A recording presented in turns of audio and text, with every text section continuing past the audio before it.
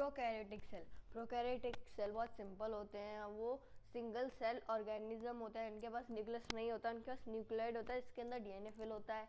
वो lack of membrane bounded organelles होते हैं। उनके पास जो राइबोसोम होता है, ठीक है, क्या होता है, राइबोसोम होता है उनके पास, जो कि फोटोसिंथेसिस के लिए रिस्पॉन्सिबल होता है।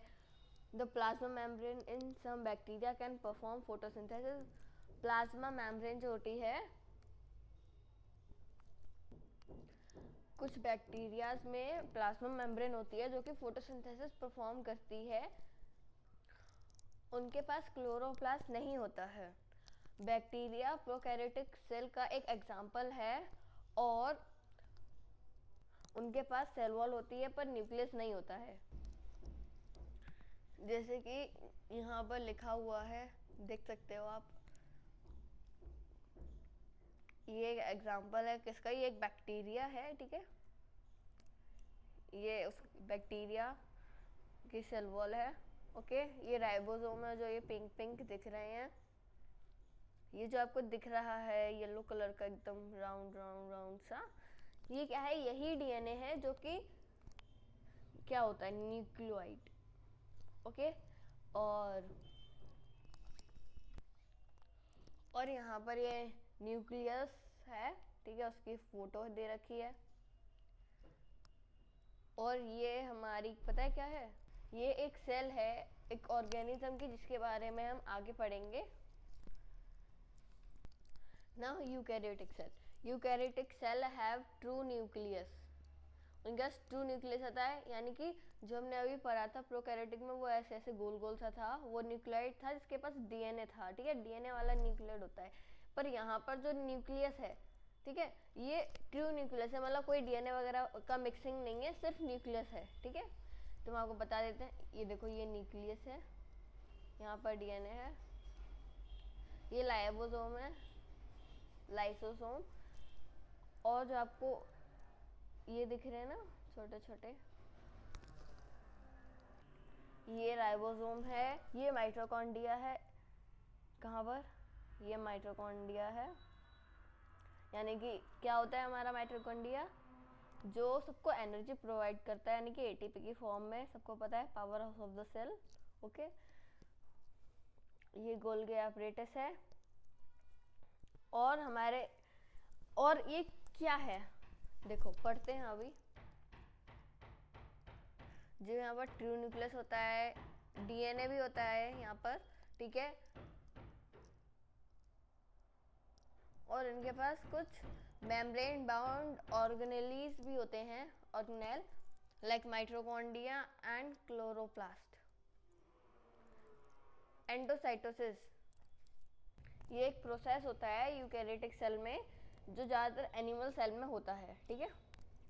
एग्जाम्पल ऑफ यूकैरियोटिक सेल क्या है, animal, plant, fungi and protist, जिसकी फोटो हम दिखा देते हैं।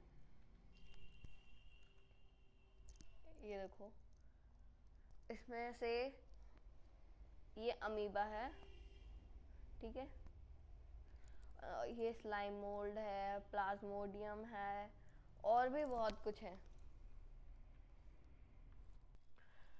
अब यहाँ पर आते हैं, ये देखो, ये मोनेरा है, ये प्रोटिस्ट है, ये फंगी है, ये प्लांट है, और ये एनिमल है।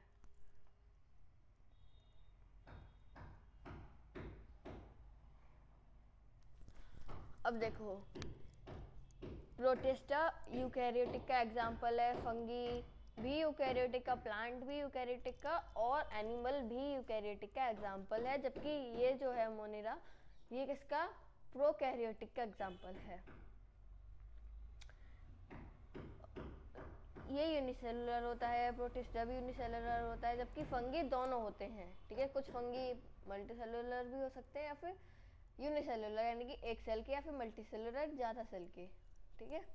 प्लांट मल्टीसेलुलर होता है, और एनिमल भी मल्टीसेलुलर होता है। अब सेल वॉल, मोनेरा में जो सेल वॉल होती है वो प्रेजेंट होती है ज़्यादातर में, ठीक है। ये कह सकते हैं 90 8% प्रेजेंट होती है, बाकी 2% नहीं होती हो। प्रोटिस्टा में भी प्रेजेंट होती है और कुछ में एब्सेंट भी होती है।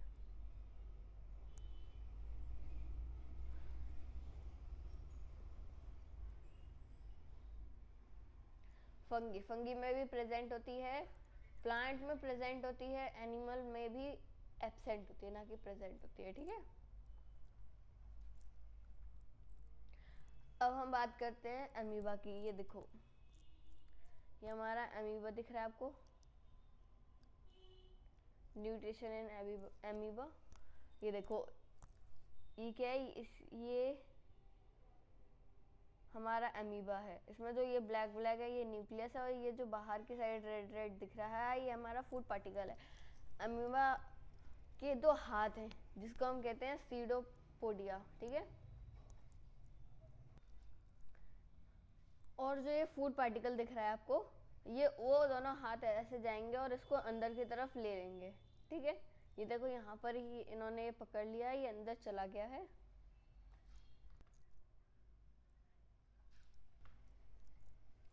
अब फूड पार्टिकल को इसने अंदर ले लिया है, ये फूड वैक्यूल है जिसके अंदर ये फूड पार्टिकल चला गया है। और अब क्या करेगा, ये अंदर की साइड जाएगा। ठीक है, और ये क्या कर लेगा, अब एब्जॉर्व कर लेगा, डाइजेस्ट कर लेगा। पहले तो सबसे पहले यहाँ पर ये डाइजेस्ट कर रहा है, उसके बाद देखो यहाँ पर ये एब्जॉर्वेशन का काम कर रहा है। ठीक है, यहाँ पर इसने लगभग उसको खा ही लिया है। तो यहाँ पर कितना ज़्यादा था, यहाँ पर कम हो गया, यहाँ पर बहुत ही कम हो गया। और उसके बाद बाकी का कुछ भी जो बचा कुचा होगा, वेस्ट होगा या फिर ये कह सकते हैं, वो उसने बाहर छोड़ दिया। ये देखो, आप देख रहे हो यहाँ पर काले काले कुछ हैं, है ना, ये इसने बाहर की तरफ छोड़ दिया। अब उसने खा लिया, पी लिया, ख़त्म कर दिया। वैसे ही यहाँ पर स्पोर्ट्स वगैरह के बारे में देख रखा है, जो कि ब्रेड वगैरह पे आ जाते हैं, है ना। यहाँ पर फोटोसिंथेसिस है और भी बहुत कुछ। प्रोकैरियोटिक के बारे में पढ़ चुके, अब इनके बारे में और जानते हैं। Prokaryotic cell, these cell do not have a nucleus. Prokaryotic का न्यूक्लियस नहीं होता, ये भी जान चुके हैं हम लोग।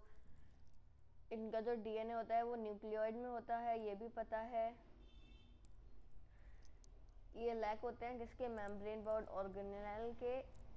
ये ज़्यादातर स्मॉल होते हैं या फिर सिंपल होते हैं, और सिंपल किसके होता है, यूकैरियोटिक से ज़्यादा स्मॉलर होते हैं, छोटे होते हैं, ये भी कह सकते हैं। Bacteria are example of prokaryotic, bacteria example है प्रोकैरियोटिक का।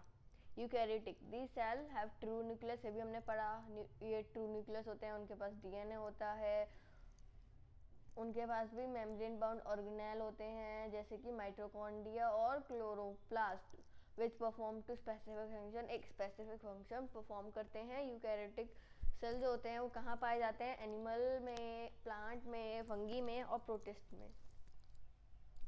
Cell wall and nucleus, bacteria cell prokaryotic पता ही है। ठीक है, यानी कि प्रोकैरियोटिक का एग्जांपल है जिसमें क्या होता है, उसके पास सेल वॉल होती है पर न्यूक्लियस नहीं होता है। प्लांट सेल जो कि यूकैरियोटिक का एग्जांपल है, उसके पास दोनों चीज़ें होती हैं, उसके पास सेल वॉल भी होती है, उसके पास एक ट्रू न्यूक्लियस भी होता है, ये भी हमने पढ़ा है। ये देखो यहाँ पर लिखा भी हुआ है,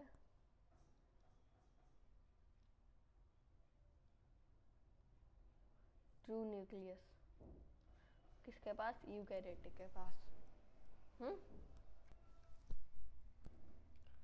membrane bound organelle, eukaryotic cell contain organelle like nucleus, mitochondria and chloroplast, इन्हीं के पास होता है क्या, मेम्ब्रेन बाउंड ऑर्गेनेल है ये। ठीक है,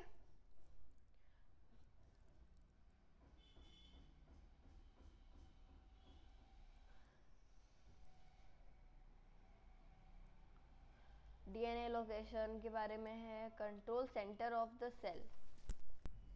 इन prokaryotic cell DNA is formed in the cytoplasm, specifically in the nuclear region. In eukaryotic cell, DNA contained within the nucleus. Control centre of the cell कौन होता है, यूकैरियोटिक में न्यूक्लियस होता है। ठीक है, it contain the cell genetic material,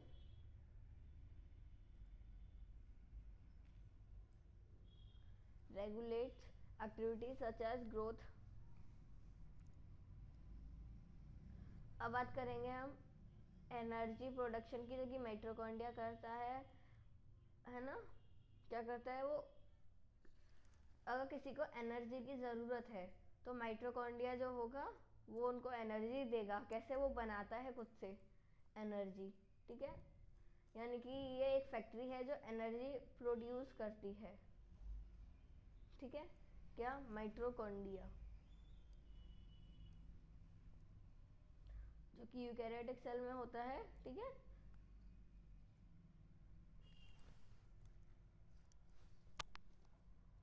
cell wall का concept है यहाँ पर।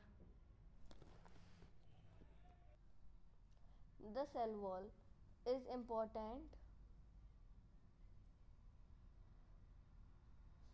important structure found in some cell। जो सेल वॉल होती है वो बहुत इंपॉर्टेंट काम करती है। मतलब सेल वॉल इतना इम्पोर्टेंट होती है कि जैसे कि एक तो सेल वॉल हमें बाहर से कोई चीज़ आ रही है तो उससे बचाएगी, मतलब सेल को बचाएगी सेल वॉल, ठीक है। सेल को प्रोटेक्ट भी करती है, सपोर्ट भी करती है। ये देखो यहाँ लिखा है ना, प्रोवाइडिंग सपोर्ट एंड प्रोटेक्शन, है ना। और वो कुछ ही सेल में पाई जाती है। किस किस में पाई जाती है, जैसे कि यहाँ देखो, प्लांट सेल, फंगी और बैक्टीरिया। और किस किस में नहीं होती, एनिमल सेल और कुछ प्रोटिस्ट में भी नहीं होती है।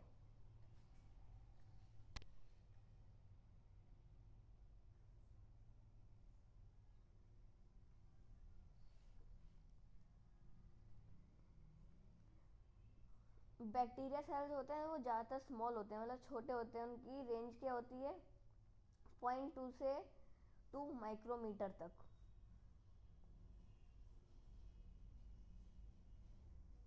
मतलब कि जैसे कि हम आपको एक एग्जांपल दें तो माइक्रोमीटर बहुत ही छोटा होता है। ऐसे हम पता लगा सकते हैं कि जैसे एक ह्यूमन का बाल है इतना बड़ा, ठीक है। उसकी जो ये वो कितना होगा, यहाँ पर देखो लिख भी रखा है। मतलब उसका भी उससे भी छोटा कर दो कोई चीज हो, है ना, जो कि हम आंखों से तो नहीं देख सकते, इतना है ना। ओके, तो माइक्रोमीटर की रेंज ऐसे पता लगा सकते हैं। देखो यहाँ पर दे रखा है, यहाँ पर दे रखा है ना, इस टाइप से देखो।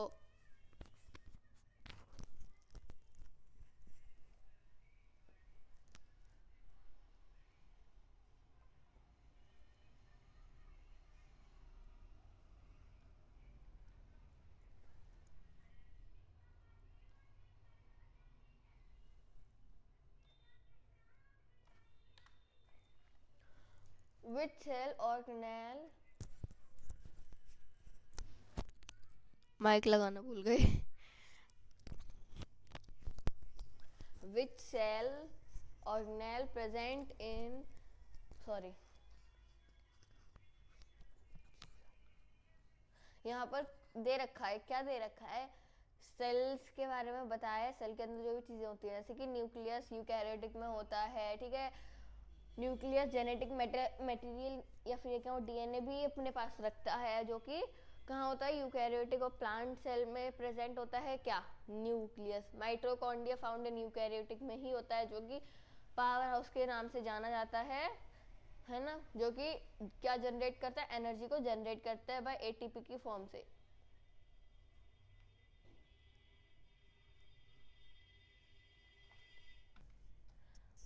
क्लोरोप्लास्ट, क्लोरोप्लास्ट कहाँ होता है, प्लांट सेल में होता है, और ये भी कह सकते हैं एल्गी में भी होता है प्रेजेंट। ये रिस्पॉन्सिबल होता है फोटोसिंथेसिस के लिए। क्या करता है, कन्वर्टिंग सनलाइट इनटू एनर्जी, मतलब सनलाइट को, मतलब फोटोसिंथेसिस में काम आता है, ठीक है। यानी कि हम आपको दिखा देते हैं, यहाँ पर हम लोग देख सकते हैं, ये देखो ये क्या हो रहा है, फोटोसिंथेसिस हो रही है। इधर साइड में पिक्चर दिख रही होगी, ये जो सन है यहाँ से क्या भेज रहा है, रोशनी भेज रहा है ना, जो कि इस प्लांट पे क्या कर रही है, जा रही है। और जो यहाँ पर प्लांट है वो क्या करेगा, इसकी मतलब जो क्लोरोप्लास्ट है प्लांट के अंदर का, यहाँ पर हम आपको ये पिक्चर बड़ी करके दिखाते हैं एक बार। यहाँ पर हम बता सकते हैं कि कैसे कन्वर्ट होती है सनलाइट, मतलब क्लोरोप्लास्ट जो होता है ना, वो रिस्पॉन्सिबल फोटोसिंथेसिस के लिए होता है, ये तो हमने जान लिया। अब क्या होता है कि जो सनलाइट होती है वो कन्वर्ट करता है एनर्जी में, हम देख सकते हैं यहाँ पर ये रहा क्लोरोप्लास्ट, ठीक है, यानी कि ये अंदर का जो भी ये ग्रीन ग्रीन दिख रहा है ना, ये पूरा क्लोरोप्लास्ट होता है। और ये हमारा फोटोसिंथेसिस करने वाला एक प्लांट, मतलब कोई सा भी प्लांट, सारे प्लांट में होती है वैसे तो फोटोसिंथेसिस। तो ये जो हमारा सन है,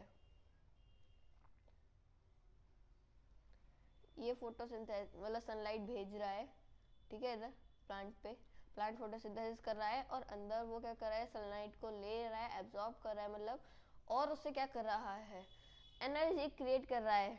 फॉर किसके लिए, सेल के लिए, प्लांट सेल के लिए। अब आगे पढ़ते हैं। Endoplasmic reticulum found in eukaryotic cell, both plant in animal cell, दोनों में होती है, क्या होती है, प्लांट एनिमल सेल में एंडोप्लाज्मिक रेडिकुलम। जैसे कि अभी हम इसमें दिखा देते हैं आपको, ये जो आप स्ट्रक्चर देख रहे हो, माइटोकॉन्ड्रिया का स्ट्रक्चर है, ओके। अभी हम आपको दिखाते हैं एंडोप्लाज्मिक रेडिकुलम, रफ एंडोप्लाज्मिक और स्मूथ एंडोप्लाज्मिक रेडिकुलम। ये राइबोसोम भी होता है यहाँ पर, जैसे कि हम इस पिक्चर में तो नहीं देख पा रहे, हम दूसरी पिक्चर देखते हैं। ये वाली आप पिक्चर देख सकते हो, है ना, इसमें जो आपको ये दिख रहे हैं, ये राइबोसोम चिपके हैं, है ना, और ये पीछे को ऐसे ऐसी लाइन है, ऐसे एक सर्कल होगा जिसके अंदर ऐसे घुल मिल के कुछ लाइनें दिख रही हैं, आपको देख सकते हैं, ये न्यूक्लियस है, ठीक है, और उसके बाहर कुछ ऐसे स्ट्रक्चर बने हुए हैं।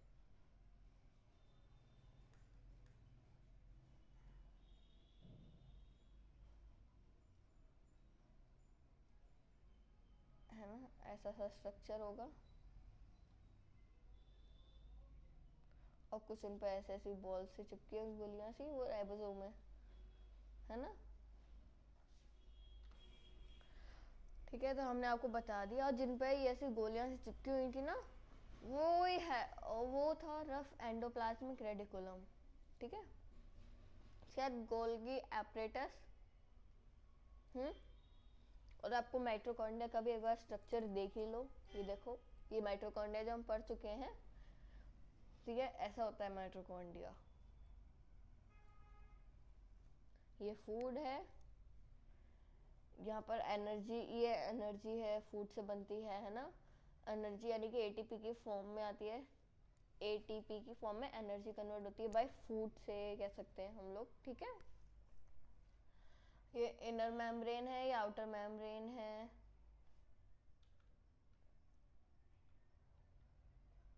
ये क्लोरोप्लास्ट का स्ट्रक्चर है,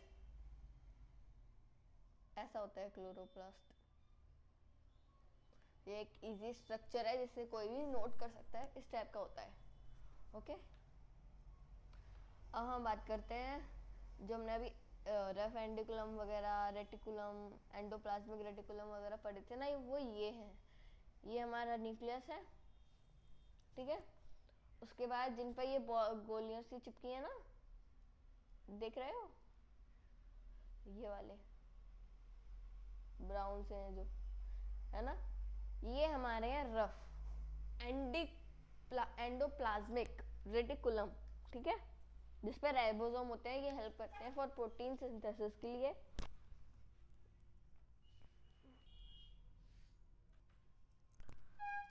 ओके, और अब स्मूथ एंडोप्लाज्मिक रेडिकुलम कहाँ है, ये जो आप पीछे देख रहे हो ना, एकदम चिकना सा येलो कलर का, ये है स्मूथ एंडोप्लाज्मिक रेडिकुलम, ओके। तो हमें आप आगे बढ़ते हैं। Golgi apparatus, Golgi apparatus present in eukaryotic cell, यानी कि both plant and animal cell, eukaryotic के एग्जांपल होते हैं जो कि है ना। ये आप देख सकते हो, ये इस टाइप की होती हैं। ये गोल्गी बॉडी है, गोल्जी बॉडी, ठीक है, और ये गोल्गी एपरेटस है। एंड जो ये यहाँ पर ऐसे दिख रहा है, यहाँ पर भी आप, यहाँ पर नहीं है, इधर देखो, ये जो आपको दिख रहा है ये ऐसे ऐसे निकल रहा है छोटा छोटा ऐसे, ये एक लंबी सी है। उसके बाद ये अपने आप को कट कर लेती हैं और एक बॉल से शेप लेके बाहर चल जाती हैं। एंड इनके अंदर क्या होता है, ये ट्रांसपोर्ट करते हैं, जैसे हम एक्सोसाइटोसिस और एंडोसाइटोसिस यही होता है। इनके अंदर एंडोसोम होते हैं, लाइजोसोम नहीं, एंडोसोम कह सकते हैं हम इनको।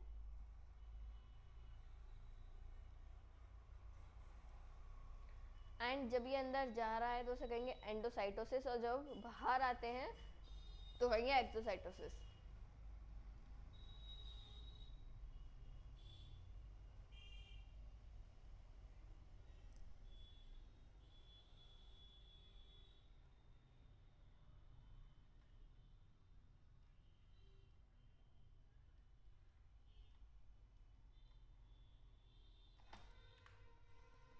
अब वैक्यूल लाइसोसोम तो हमने पढ़ा, यहाँ पर आप हमने देखो, हमने बताया भी था लाइसोसोम ये जो इनके अंदर होते हैं यही होते हैं, ठीक है। लाइसोसोम कहाँ पाए जाते हैं, एनिमल सेल में। वैक्यूल की बात कर लेते हैं, आपको दिख रहे हो ये बड़ा सा है, पानी जैसा दिख रहा है जो आपको, यही वैक्यूल होता है, ठीक है।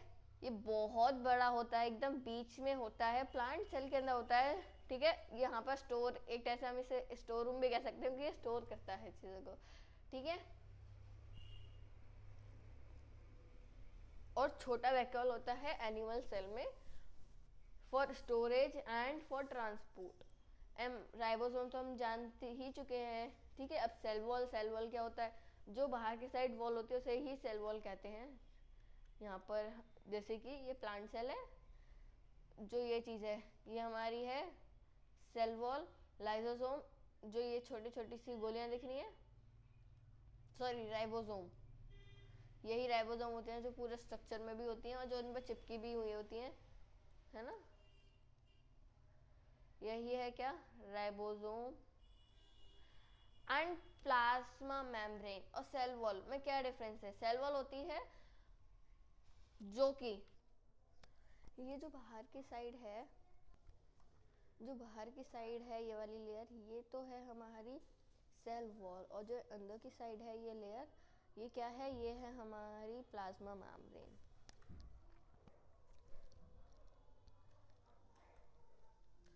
ये कुछ क्वेश्चंस हैं, यहाँ पर भी हमने पढ़ा है। यहाँ पर राइबोसोम और फोटोसिंथेसिस के बारे में बताया हुआ है।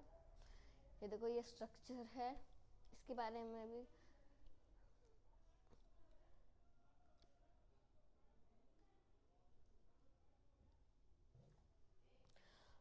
प्रोकैरियोटिक और यूकैरियोटिक। यूकैरियोटिक फंगी में, एनिमल में और प्लांट में होता है, और प्रोकैरियोटिक बैक्टीरिया में। मतलब ये दोनों सेल कहाँ पर होते हैं, प्रोकैरियोटिक सेल बैक्टीरिया में और यूकैरियोटिक सेल होता है फंगी और एनिमल और हमारा प्लांट सेल, ठीक है। ये एक पिक्चर दे रखी है सेल की छोटी सी।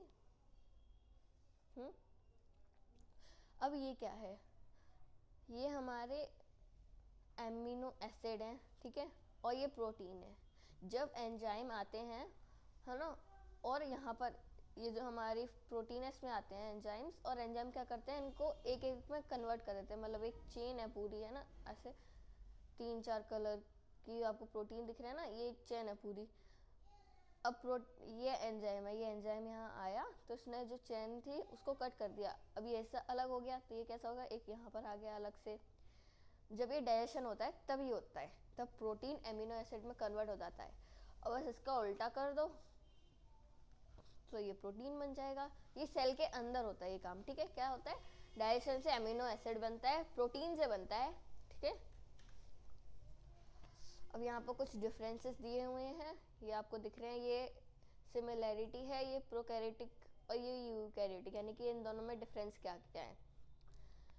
देखो, इसके पास नो मेम्ब्रेन बाउंड ऑर्गेनेल होते हैं, मतलब प्रोकैरियोट्स मेम्ब्रेन बाउंड ऑर्गेनेल नहीं होते, यूकैरियोटिक के पास होते हैं। ठीक है, प्रोकैरियोटिक के पास ट्रू न्यूक्लियस नहीं होता, हमने पढ़ा था डीएनए होता है जो न्यूक्लियोइड में होता है। ठीक है, और ये यूनिसेलुलर होता है, और इसके पास जो सेल वॉल होती है, इनके पास सेल वॉल होती है। ठीक है, वैसे तो सेल वॉल ज़्यादातर होती है, सब में ही होती है, कुछ में नहीं होती है। यूकैरियोटिक में क्या है, यूकैरियोटिक में मेम्ब्रेन बाउंड ऑर्गेनेल है, ट्रू न्यूक्लियस है, और ये मल्टी सेलुलर भी होते हैं, यूनिसेलुलर भी होते हैं। ओके, एंड यहाँ पर इनका डिफरेंस वगैरह बताया हुआ है कि ये कहाँ कहाँ पर कौन कौन सी चीज़ें होती हैं।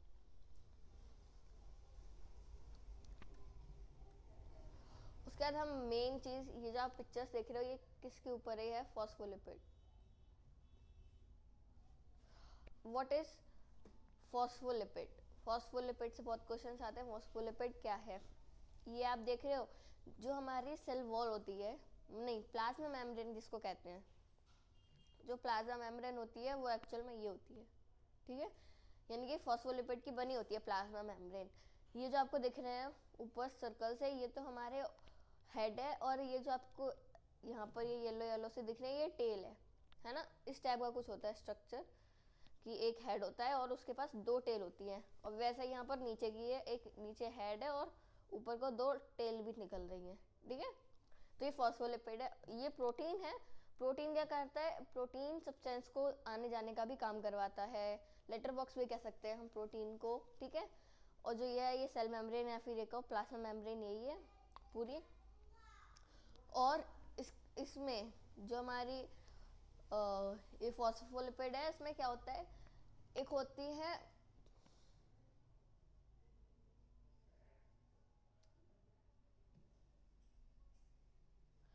इसमें दो चीज़ें होती हैं, एक होती है हाइड्रोफोबिक और एक होती है हाइड्रोफिलिक। जो हाइड्रोफोबिक होती है यानी कि टेल होती है। अब कैसे याद रखें, देखो, हाइड्रोफोबिक, फोबिया, फोबिया यानी कि टेल, क्योंकि वो पानी से एलर्ज, मतलब पानी उसे पसंद नहीं आता, ये कह सकते हैं। जो टेल होती है उसे पानी नहीं पसंद, तो वो हाइड्रोफोबिक है। ठीक है, और हाइड्रोफिलिक यानी कि जिसको पानी पसंद है, यानी कि वो हेड। ठीक है, इसे हम सिलेक्टिवली परमेएबल भी कहते हैं, है ना। और जो इनमें से कौन से इजीली पास हो सकते हैं, जो हाइड्रोफोबिक, जो पानी को नहीं पसंद करते और छोटे मॉलिक्यूल्स होते हैं, सिर्फ वही पास हो सकते हैं बाय सेल मेम्ब्रेन से। इसके बाद यहाँ सेल ट्रांसपोर्ट के बारे में दे रखा है, ये मेरे को भी नहीं समझ आया, ये समझना है थोड़ा अच्छे से। हाँ, एक्सोसाइटोसिस और एंडोसाइटोसिस के बारे में हमने पढ़ा है। हाँ, ये कैसे ट्रांसपोर्ट होते हैं? पैसिव ट्रांसपोर्ट, ये ओस्मोसिस है,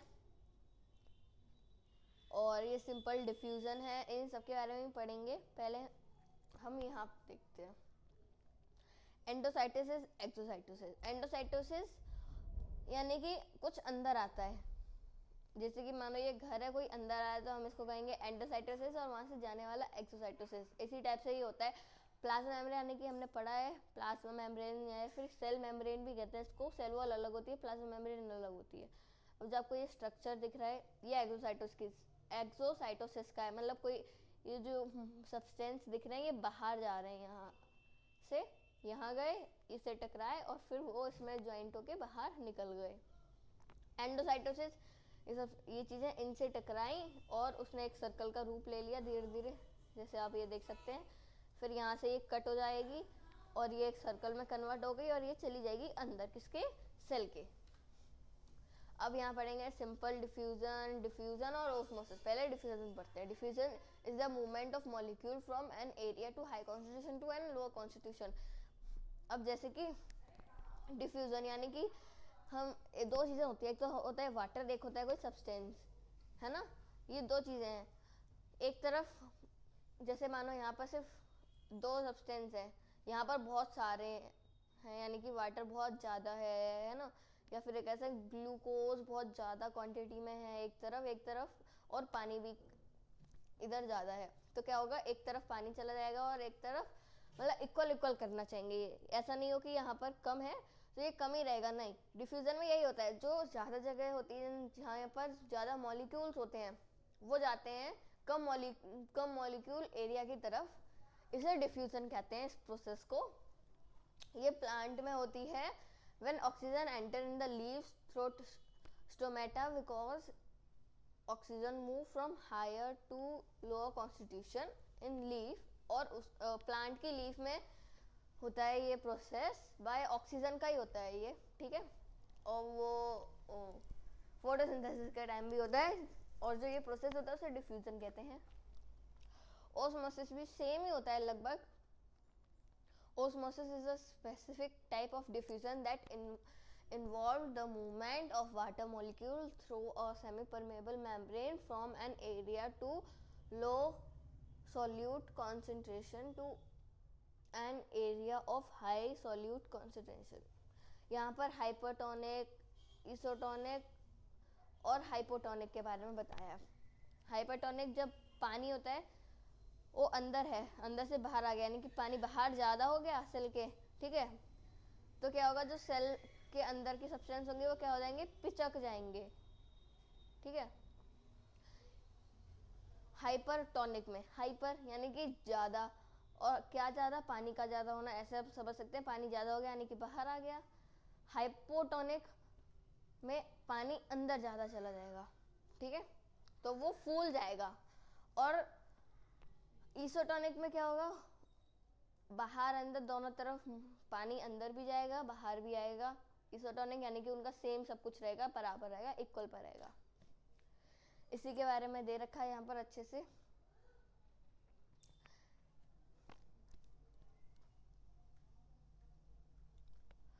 अब ऑर्गन और ऑर्गेनेल, इसमें डिफरेंस। ऑर्गन क्या होते हैं, जो हमारी बॉडी होती है उसके अंदर जो बॉडी पार्ट्स होते हैं, जैसे बोन हो गई एक, ठीक है, लंग्स हो गए, मसल्स हो गई, और हार्ट हो गया, स्टमक हो गया, ये तो हमारे ऑर्गन होते हैं, इसमें बहुत इजीली हम समझ सकते हैं, ठीक है। ऑर्गन ये होते हैं। और ऑर्गेनेल क्या होते हैं, जो सेल के अंदर छोटे छोटे ऑर्गन्स जैसे होते हैं ना, मतलब जैसे कि माइटोकॉन्ड्रिया हो गया, राइजोसोम हो गया, राइबोसोम हो गया, और वैक्यूल हो गया, है ना, न्यूक्लियस हो गया, ये सब जो भी चीज़ें होती हैं जो हम माइक्रोस्कोप से देख सकते हैं सेल के अंदर, ठीक है, जो एक स्पेसिफिक फंक्शन करती हैं, लाइक माइटोकॉन्ड्रिया, राइबोसोम का एक एग्जांपल भी दे रखा है, ये ऑर्गेनेल होते हैं। यहाँ पर हमें डिफरेंस बताना है प्लांट और एनिमल सेल में। प्लांट सेल और एनिमल सेल के डिफरेंस ये दे रखे हैं और इनकी सिमिलैरिटी ये दे रखी है। प्लांट सेल क्या, सेल वॉल होती है, सेंटर वैक्यूल होता है और क्लोरोप्लास्ट होता है, जबकि एनिमल सेल में स्मॉल वैक्यूल होता है या फिर वैक्यूल होता ही नहीं है। और भी कुछ चीज़ें होती हैं जिनके बारे में मेरे को नहीं पता है एक्चुअल में, तो ये दो चीज़ों के बारे में तो ये बताना है। और इनमें सिमिलैरिटी क्या होता है, इनके पास राइबोसोम दोनों में होता है, इनके पास एंडोप्लाज्मिक रेडिकुलम भी होता है, इनके पास प्लाज्मा मेम्ब्रेन भी होती है, ठीक है, इनके पास गोल्गी एपरेटस होता है, माइटोकॉन्ड्रिया होता है और न्यूक्लियस भी होता है। यहाँ पर दे रखा है डीएनए एंड जीन के बारे में, और दे रखा है क्रोमैटिन, क्रोमैटिड एंड क्रोमोसोम के बारे में।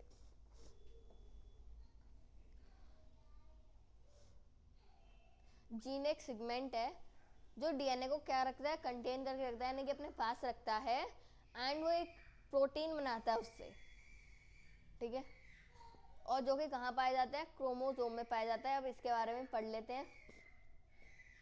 ये मीटोसिस है। मीटोसिस में क्या होता है, देखो ये एक सेल है, सेल की साइकिल होती है, सेल की साइकिल स्टार्ट होती है यहाँ से, ठीक है, आप ये देख रहे हो, ये क्या है, ये न्यूक्लियस है बीच में। सबसे पहले क्या होता है, जो न्यूक्लियस होता है उसमें कुछ चीज़ें होती हैं, फिर उसके हाथ होते हैं, उसके हाथ के दो टूट जाते हैं, किधर आते हैं किधर आते हैं, फिर उसमें दो न्यूक्लियस बन जाते हैं, फिर आगे जाता है तो वो दोनों अलग अलग हिस्सों में कट जाते हैं, हाफ हो जाते हैं, एक और नया सेल बनता है उससे, और एक और सेल, दो सेल कन्वर्ट हो गए और दोनों सेल अपनी अपनी साइकिल करेंगे। वैसे ही सेम होगा, पहले न्यूक्लियस अलग होगा, ऐसे धीरे धीरे करके चीज़ें अलग होते जाएंगे और वो एक के अंदर 2 हो जाएगी, फिर बाद में जाके वो कट जाएगी और एक अलग सेल बन जाएगा, एक अलग सेल बन जाएगा। एंड अब इसकी याद करते हैं। जैसे हम सुई धागा देखते हैं ना, धागा एकदम वैसा ही है ये। एक धागा होता है, ऐसा होता है वो कुछ इस टाइप का, एक पतला सा धागा होता है, वो ऐसा एक दूसरे में जुड़ा हुआ होता है ना। और वो ऐसा लगता है हमें सीधा सीधा, उसमें जबकि 2 वो होते हैं, एक इधर 2 रस्सियाँ जुड़ी हुई होती हैं, उसे हम धागा बोलते हैं। सेम वैसा ये डीएनए है, ठीक है। डीएनए हमारी हर चीज़ रखता है कि हमारे पास क्या कौन सा कलर है तो वो बता के रखेगा, है ना। हमारे पास कौन कौन से करेक्टर्स हैं ये बता के रखेगा, है ना। सब चीज़ें बता के रखता है। तो जो ये बता के रखता है यानी कि ये डीएनए है, ठीक है। ये डीएनए का स्ट्रक्चर ऐसा ही होता है एक्चुअल में भी।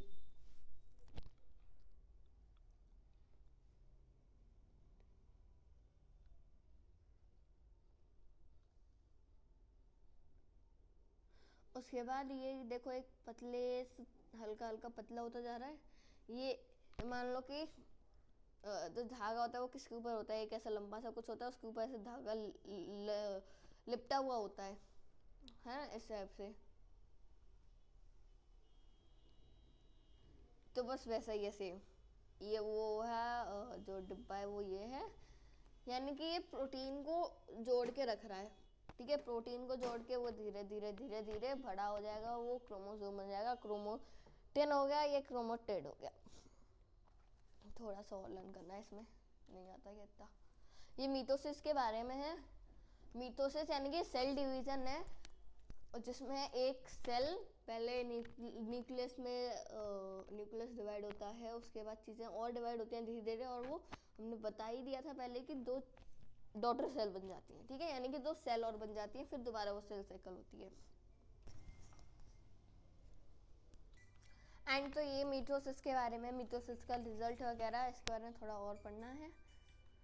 एंड यहाँ पर हमें बाइनरी फ्यूजन भी एक टाइप से वैसा सेम ही होता है, जिसमें क्या होता है कि एक सेल से सेल डिवाइड होता है तो उसमें 2 डॉटर सेल बनती हैं, ठीक है। वैसा यहाँ पर देखो, हम देख सकते हैं एक पेरेंट सेल है जिससे मीसोसिस 1 हुआ तो उससे 2 डॉटर सेल बन गई, ठीक है। जब मियोसिस 2 हुआ तो उससे 1 से 2 और बनी, 1 से 2 बन गया, यानी कि 4 डॉटर सेल बनती है भाई अ पेरेंट सेल। इसे कहते हैं meiosis. And chapter finish, the end.